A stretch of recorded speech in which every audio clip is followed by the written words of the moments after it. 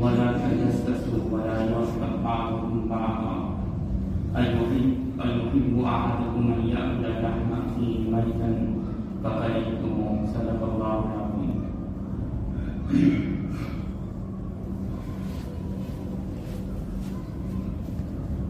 میں نے آپ کے سامنے جو آیت کریمہ تلاوت کی اس میں اللہ تبارک و تعالیٰ نے غیبت کی شناخت اور برائی کو بیان کیا.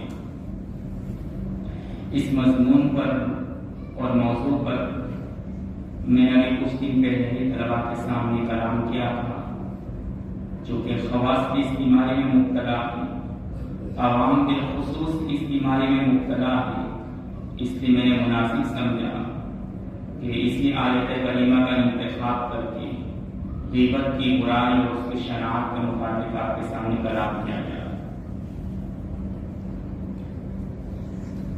غیبت ایک ایسی بیماری ہے، ایک ایسا سنگین گناہ ہے کہ جس کے لیے قرآن پاک نے ایسے سخت سے سخت الفاظ استعمال کیے کہ کسی اور بیماری کے لیے، کسی اور گناہ کے لیے اللہ نے ایسے سخت کلمات اور الفاظ استعمال نہیں کیے. چنانچہ اللہ نے قرآن پاک میں فرمایا أَيُحِبُّ أَحَدُكُمْ أَن يَأْكُلَ لَحْمَ أَخِيهِ مَيْتًا فَكَرِهْتُمُوهُ کہ تم آپس میں ایک دوسروں کی غیبت مت کرو، اس لیے کہ غیبت کرنا ایسا ہی ہے جیسا کہ اپنے مردار بھائی کا اور مرے ہوئے بھائی کا گوشت کھانا.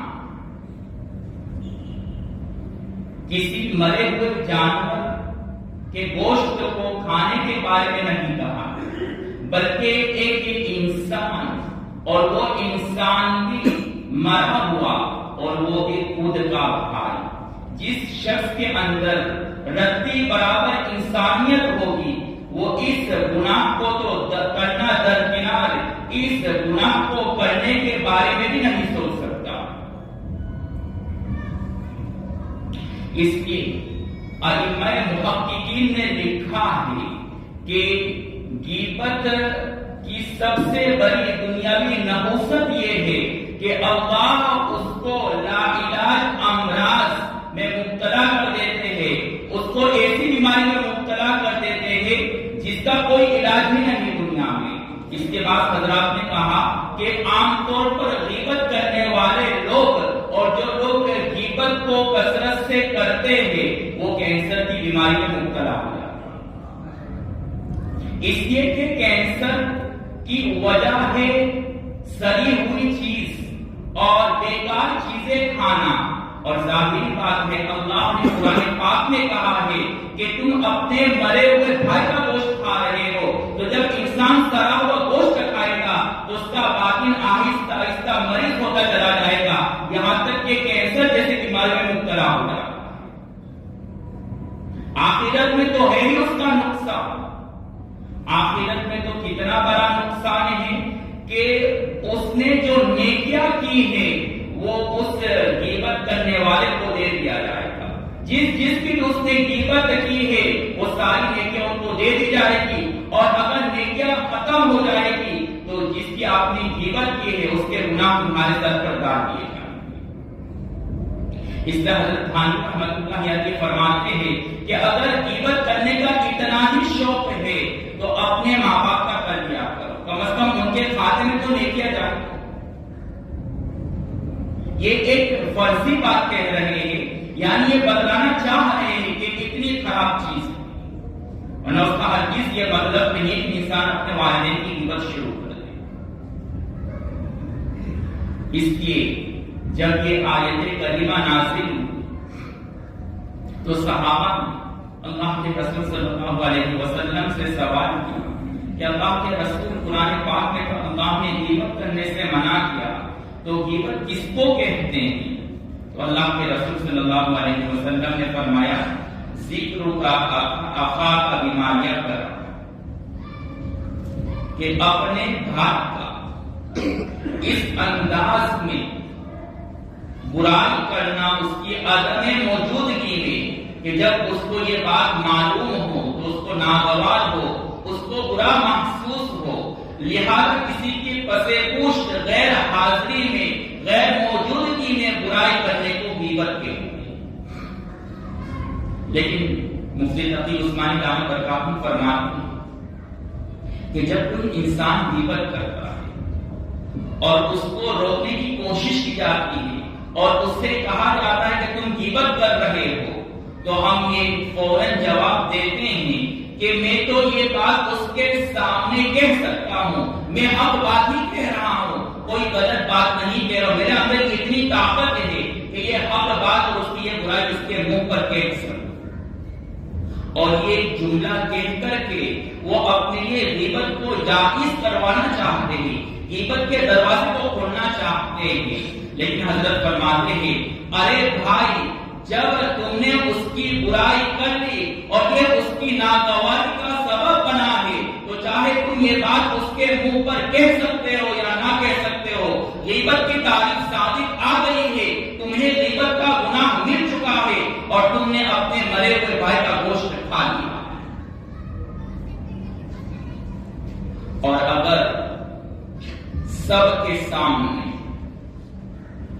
آپ نے اس کو ذلیل کر اس کے عیوب کو کھول دیا، اس کو بے آبرو اور بے عزت کر دیا، تو اس سلسلے میں اللہ کے رسول صلی اللہ علیہ وسلم فرماتے ہیں اپنے بھائی کو بے آبرو ذلیل کرنا، اس کی عزت کو پامال کرنا سب سے بدترین سود ہے، اور سود کا ادنا درجہ ہے اپنی ماں سے زنا کرنا۔ اس لیے آئے دن ہم اپنے دینی بھائیوں کو سب کے سامنے ذلیل کرتے ہیں، ان کی عزت کو پامال کرتے ہیں، اور ہمیں یہ معلوم نہیں کہ ہم کتنا بڑا سنگین گناہ کر رہے ہیں۔ جس طریقے سے اپنی ماں سے زنا کرنا، کسی عورت سے بدکاری کرنا، شراب پینا، خنزیر کھانا ہم اس کو گناہ کبیرہ سمجھتے ہیں، تو غیبت کرنا اس سے بھی بڑا گناہ ہے۔ اگر کوئی شراب پی رہا ہے، خنزیر کھا رہا ہے، تو ہم اس کو گناہ سمجھتے ہیں اور اس آدمی کو برا سمجھتے ہیں، لیکن غیبت اس سے بھی بڑا گناہ ہے۔ اس لیے اللہ کے رسول صلی اللہ علیہ وسلم نے فرمایا الغیبت اشد من الزنا، کہ غیبت کرنا یہ زنا سے بھی عظیم گناہ ہے، اس سے بھی بڑا گناہ ہے۔ کیوں؟ اس لیے کہ آپ نے اگر زنا کیا، خنزیر یا شراب پی رکھی یا کوئی غلط چیز کھا لی ہے آپ نے، تو اس کا نقصان آپ کو ہوگا۔ لیکن جب تم نے کسی کی غیبت کی ہے اور لوگوں کے ذہنوں میں اس کے متعلق جو غلط فہمی بیٹھ چکی ہے، وہ آدمی اس کی بھی استطاعت نہیں رکھتا ہے کہ وہ اس غلط فہمی کو لوگوں کے ذہنوں سے دور کرے۔ اس لیے کہ اس کو خود کو معلوم نہیں کہ میرا بڑا دینی بھائی میری برائی کر رہا ہے غیر موجودگی میں۔ ایک وہ دشمن ہے جو کھلم کھلا آپ کا مقابلہ کرتا ہے، اور ایک وہ ہے جو پسے پشت آپ کا مقابلہ کرتا ہے۔ تو جو دشمن آپ کا کھلم کھلا مقابلہ کر سکتا ہے تو اس سے تم اپنی جان اور عزت بچا سکتے ہو، لیکن جو تمہارے پسے پشت تمہاری برائی کر رہا ہے، تمہاری عزت پر حملہ کر رہا ہے اور پسے پشت تمہارے ساتھ دشمنی نبھا رہا ہے، اسے انسان نہیں بچ سکتا۔ غیبت میں یہی حال ہے کہ انسان یہ اس کا چھپا ہوا دشمن ہے جو اس کی غیبت کر رہا ہے۔ اور دوسری وجہ یہ ہے کہ زنا کرنا، چوری کرنا، خنزیر کھانا یہ حقوق اللہ ہے، اللہ کا حق ہے، اور اللہ اپنے حق کو توبہ سے معاف کر دیتے ہیں۔ اگر انسان صدق دل سے ان گناہوں سے توبہ کر لے تو اللہ معاف کر دیتے ہیں، لیکن غیبت کرنا یہ بندوں کا حق ہے، حقوق العباد ہے، اور حقوق العباد کا اصول یہ ہے کہ جب تک صاحب حق معاف نہ کر دے، جب تک وہ شخص معاف نہ کر دے جس کی آپ نے غیبت کی ہے، تب تک اللہ معاف نہیں کریں گے۔ انسان زندگی پر توبہ کرتا رہے، ہزاروں سجدہ اور نمازیں پڑھتا رہے، لیکن غیبت کا گناہ اس کے سر سے تب تک ختم نہیں ہوگا جب تک کہ آپ اس شخص سے معافی نہ مانگ لیں جس کی آپ نے غیبت کی ہے۔ اور غیبت کو شریعت نے ناپسند اس وجہ سے کیا کہ غیبت ایک ایسی بیماری ہے جس سے نفرتوں کا دروازہ کھلتا ہے۔ جہاں صاحب حق کو جس کی غیبت آپ نے کی ہے اس کو پتا چلا کہ آپ نے اس کی غیبت کی ہے، اس کے دل میں بھی آپ کی نفرت اور دوسرے کے دلوں میں بھی آپ کے متعلق نفرت، جس کی وجہ سے انسان کے معاشرے میں فساد پیدا ہوتا ہے، بگاڑ پیدا ہوتا ہے۔ اس لیے شریعت نے اس گناہ کو سب سے ناپسند کیا ہے اور اس کو سنگین گناہ قرار دیا۔ ایک صحابی نے اللہ کے رسول صلی اللہ علیہ وسلم سے سوال کیا کہ اللہ کے رسول، اگر کسی کے اندر کوئی برائی موجود ہے، واقعی اس کے اندر یہ خرابی موجود ہے، تو اگر ہم اس کی برائی کریں جو اس کا اندر واقعی موجود ہے تو ہمیں غیبت کا گناہ ملے گا یا نہیں؟ تو اللہ کے رسول صلی اللہ علیہ وسلم نے فرمایا کہ جب یہ برائی اس کے اندر واقعتاً موجود ہے تب ہی غیبت ہے، اور اگر وہ برائی اس کے اندر موجود نہیں ہے تب تو یہ تہمت ہے اور الزام ہے، اور یہ غیبت سے بھی بڑا گناہ ہے۔ اور یہ ایسا سنگین گناہ ہے کہ میدان حشر میں جب تک وہ اس الزام تراشی اور تہمت کے دلیل کو پیش نہیں کر سکا تب تک وہ حساب و کتاب سے آزاد نہیں ہو سکتا ہے، وہ اپنے قدم کو وہاں سے ہٹا نہیں سکتا ہے۔ اس لیے میدان حشر میں اس سے دلیل مانگی جائے گی کہ تم دلیل پیش کرو کہ تم نے اس کے متعلق یہ جو برائی کہی ہے، جو ایک بیان کیا ہے، وہ اس کے اندر موجود ہے یا نہیں وہ دلیل۔ تو جب اس کے پاس کوئی دلیل نہیں ہوگی تو اس کو وہاں سے اللہ قدم ہٹانے کی اجازت نہیں دے گی، اس کا حساب عسیر اور مشکل ہو جائے گا۔ اور یہ ایک ایسی بیماری کہ اس کی وجہ سے مسلمان اور دینی بھائی کا دل زخمی ہوتا ہے، اس کے دل کو تکلیف پہنچتی ہے۔ اس لیے ابن کثیر نے ایک لمبی چوڑی روایت نقل کی اپنی مشہور تفسیر میں سورہ حجرات کے ماتحت، جس کا خلاصہ اور ماحصل یہ ہے کہ ایک مرتبہ اللہ کے رسول صلی اللہ علیہ وسلم کعبۃ اللہ کا طواف کر رہے ہیں۔ پھر کعبۃ اللہ کے طواف کے بعد اللہ کے رسول صلی اللہ علیہ وسلم نے کعبہ کی قسم کھانے کے بعد کہا کہ کعبہ تیری جلال اور عظمت کی قسم، اللہ کے نزدیک تجھ سے بھی عظیم اور اونچے مرتبے والی چیز ہے، اور وہ ہے مسلمان کا زخمی دل۔ اس حدیث کی تشریح کرتے ہوئے مفتی شفیع صاحب رحمۃ اللہ علیہ فرماتے ہیں کہ اگر کوئی شخص کسی کے دل کو زخمی کرتا ہے، اس کو ذلیل کر کے، اس کو آبرو کر کے تکلیف پہنچاتا ہے، تو کسی مسلمان کے دل کو زخمی کرنا، اس کو تکلیف پہنچانا، کعبۃ اللہ کو منہدم کرنے اور کعبۃ اللہ کو توڑنے سے بھی بڑا گناہ ہے۔ اس لیے کہ اللہ کے رسول صلی اللہ علیہ وسلم نے فرمایا کہ تجھ سے بھی عظیم چیز اللہ کے نزدیک زخمی دل، جس دل کو توڑا گیا ہے۔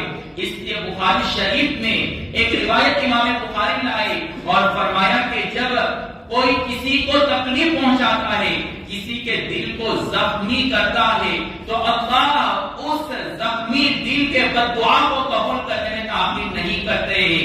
فَإِنَّهُ لَيْسَ بَيْنَهُ وَبَيْنَ اللَّهِ حِجَابٌ، اس لیے کہ اللہ اور اس بندے کے درمیان میں کوئی حجاب اور پردہ نہیں ہے، ڈائریکٹ وہ دعا قبول کر لی جاتی ہے، چاہے وہ انسان کافر ہی کیوں نہ ہو، چاہے وہ انسان فاسق ہی کیوں نہ ہو۔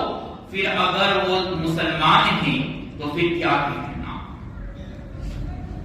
اس لیے ائمہ نے لکھا ہے کہ وہ گناہ جن کی سزا ایڈوانس میں دنیا میں دی جاتی ہے، ان میں سے ایک یہ ہے کہ انسان کسی کے دل کو زخمی کرے. یہ ایک ایسا گناہ ہے کہ 7 نسلوں تک اللہ اس نسل کو باقی رکھتے ہیں. اور امام عبدالفتاح القدہ نے لکھا ہے کہ اگر اس نے کسی عالم دین کی توہین کی، اس کے دل کو زخمی کیا، تو 7 نسلوں تک اللہ اس گھرانے میں اور خاندان میں کسی عالم دین کو پیدا نہیں کرتے. اس کا خاندان علم دین سے محروم ہو جاتا ہے، یہاں تک کہ اس خاندان میں کثرت سے موت کے واقعات پیش آتے، جوانی میں ایسے لوگوں کی وفات ہو جاتی. پھر آگے مفتی شفیع صاحب لکھتے ہیں کہ جب کعبۃ اللہ کو منہدم کرنے کے لیے، اس کو توڑنے کے لیے ابرہہ کا لشکر آیا، تو اللہ نے اس لشکر کے مقابلے کے لیے ابابیل اور پرندوں کو بھیجا. لیکن جب کوئی کسی کے دل کو اور کسی مومن کے دل کو زخمی کرتا ہے تو اللہ خود انتقام لینے کے لیے آتے ہیں. اس لیے کہ کعبۃ اللہ کو ابراہیم علیہ السلام نے اپنے ہاتھوں سے بنایا، لیکن دل کو اللہ نے اپنے ہاتھ سے بنایا، لہذا اللہ خود انتقام لینے پر آتے ہیں. اور جب اللہ کسی سے انتقام لینے پر آتے ہیں تو دنیا کی کوئی طاقت اس سے ذلیل ہونے سے اور ہلاک ہونے سے نہیں بچا سکتی. وہ ذلیل اور ہلاک ہو کر کے رہتا ہے. اس لیے دوسروں کی غیبت، دوسروں کے دلوں کو زخمی کرنے سے اپنے آپ کو بچائے، اس لیے کہ اس سے انسان کی آخرت تو برباد ہوتی ہی ہے، لیکن ساتھ ساتھ میں دنیا اور آپ کی اولاد بھی برباد ہوتی. پھر ہم شکایت کرتے ہیں، عاملوں کے پاس جاتے ہیں اور کہتے ہیں کہ ہمیں کیا ہو گیا، ہمیں کس کی نظر لگ گئی ہے.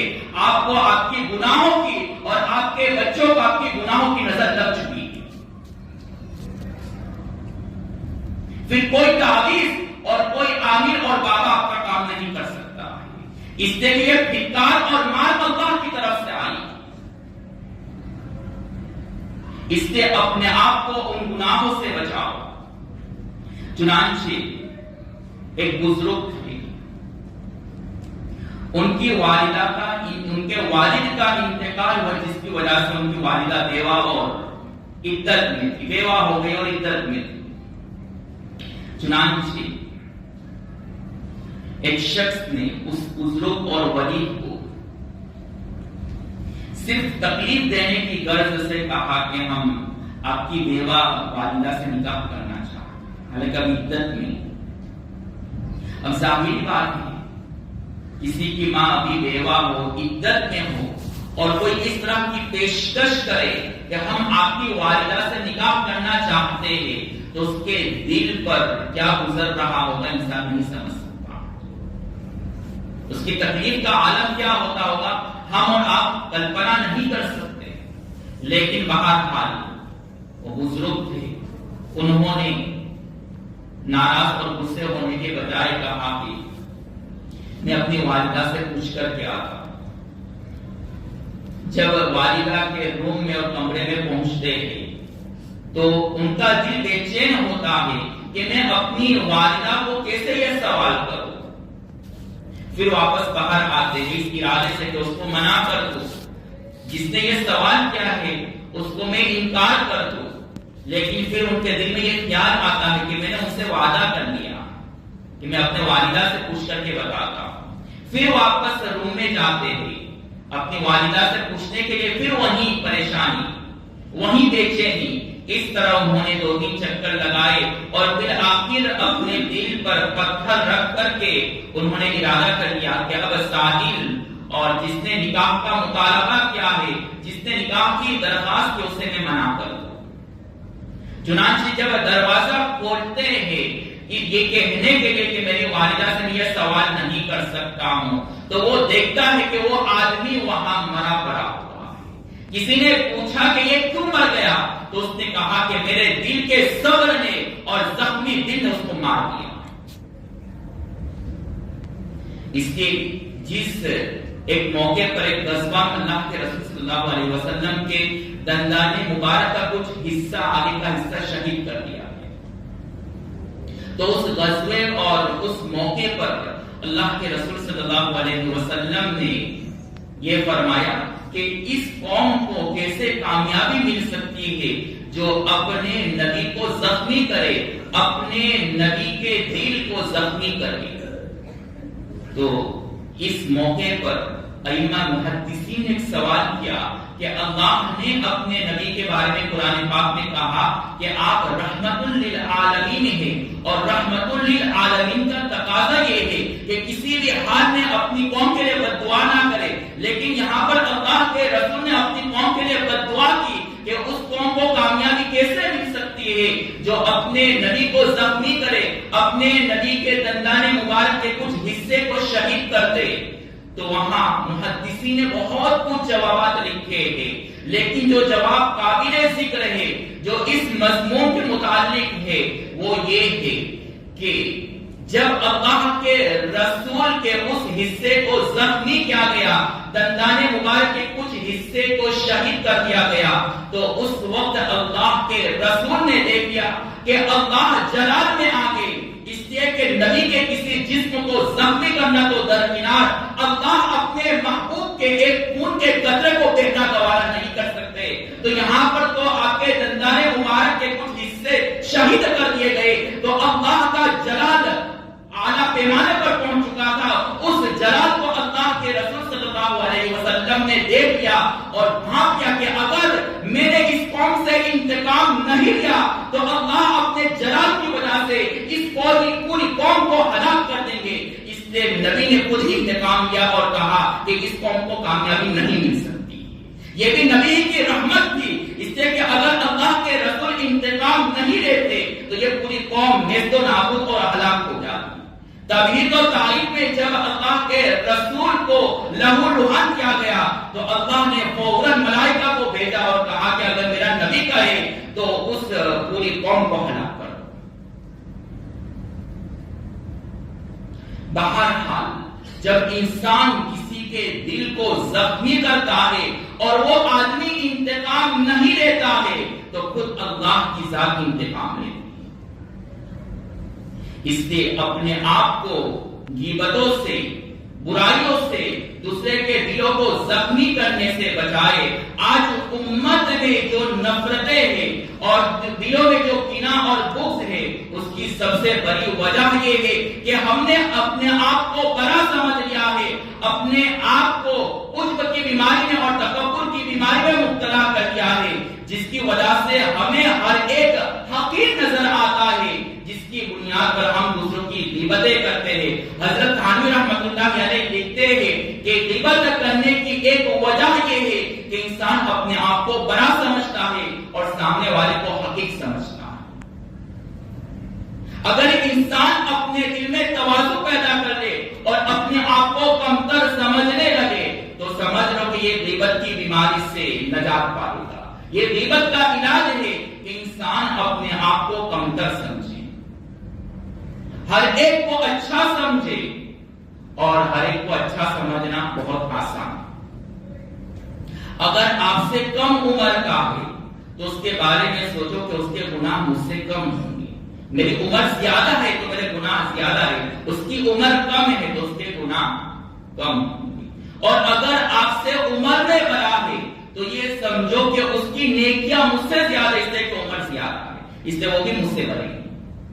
سب ہی ہم سے بڑے ہیں، ہم سب سے چھوٹے ہیں، تو اس سے ساری نفرتیں اور دلوں میں جو بغض اور عداوت ہے وہ اللہ ختم کر دے. لیکن افسوس کی بات یہ ہے کہ اپنے بھی لو اور اصول اور انصاف کا پیمانہ اور معیار کچھ اور ہے، اور دوسروں کے لیے انصاف کا معیار اور پیمانہ کچھ اور ہے. چنانچہ مفتی تقی عثمانی دامن برکاتہم سے کسی آدمی نے کہا کہ آپ نے غیبت کی اتنی برائی کی ہے کہ اب اگر ہم غیبت کو چھوڑ دیں گے تو پھر ہم جو مجلس میں آپس میں باتیں کرتے ہیں، مستی مذاق کرتے ہیں، ایک دوسرے کے متعلق باتیں کہتے ہو تو کہہ نہیں پائیں، اب بس اللہ اللہ کر اور تذکرے کر کے بیٹھ جاؤ۔ اس لیے کہ غیبت کی آپ نے ایسی برائی بیان کی ہے کہ اب مجلس میں اور آپس میں جب دوست جمع ہوتے ہیں تو کسی کے متعلق برائی کر ہی نہیں سکتے، تو ہماری مجلس چلے گی ہی نہیں۔ تو حضرت نے کہا کہ اس غیبت کے دروازے کو بند کرنے کی وجہ سے آپ کی زندگی کا مزہ ختم ہو گیا، تو ہم آپ سے یہ سوال کرتے ہیں کہ جس طرح آپ دوسروں کی برائی کر رہے ہیں، اگر کوئی آپ کی برائی اسی انداز میں کرے اور لوگ آپ کی اسی انداز میں غیبت کرے تو کیا آپ کی زندگی کا مزہ باقی رہے گا یا ختم ہو جائے گا؟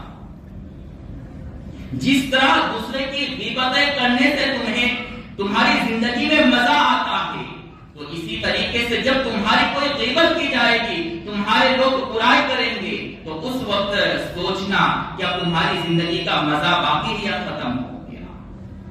یہ اس لیے ہو رہا ہے کہ ہم نے دوسروں کے لیے الگ معیار انصاف کا متعین کیا اور اپنے لیے کچھ اور معیار متعین کیا۔ ہم چاہتے ہیں کہ ہم سب کی برائی کریں اور ہماری کوئی برائی نہ کرے، ہماری سب تعریف کرے۔ یہ کیسے ہو سکتا ہے؟ اگر آپ عزت چاہتے ہو تو عزت دینا سیکھو۔ جو شخص دوسرے کو عزت نہیں دے سکتا ہے، جو شخص دوسروں کی برائی کرتا ہے، تو سمجھ لو کہ خود اس کے پاس عزت نہیں ہے، اس لیے دوسروں کو عزت نہیں دے سکتا۔ اب ایسا شخص ذلیل ہو کر کے دیکھتا۔ اللہ تبارک و تعالی ہمارے دلوں میں اس غیبت کی برائی اور ہمارے دلوں میں جو نفرتیں ہیں اس کو ختم فرمائے۔ اللہ تبارک و تعالی کی باتوں پر عمل کرنے کی توفیق عطا فرمائے۔